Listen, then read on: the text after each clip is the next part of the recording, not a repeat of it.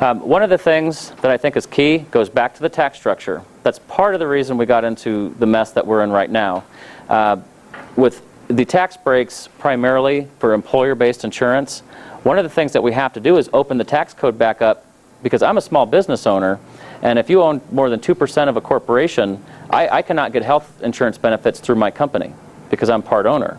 And so when I have to go pay a policy at Blue Cross Blue Shield, that's going to cost me about $1,000 a month. I cannot get a full tax benefit on that like I would if I had a job for a company. And so what we do is we've made the tax structure to where everybody went into the employer-based plan. Well, that's created a portability problem. Absolutely the #1 problem right now, that's the argument that we're saying, is you lose your job, you lose your insurance.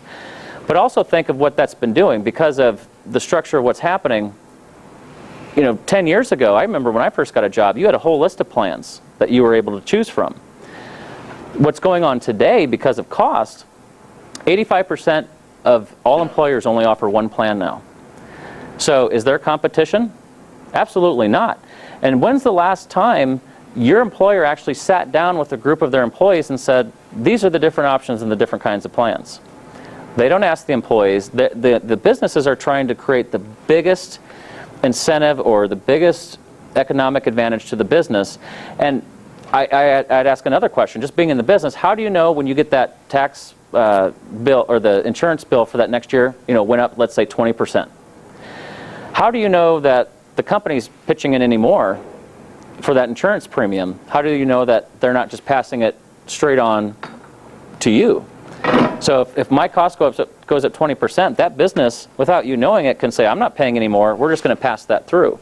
So over the period of years, I know some businesses have kept their insurance costs at the same rate, and any increases get passed to the employee.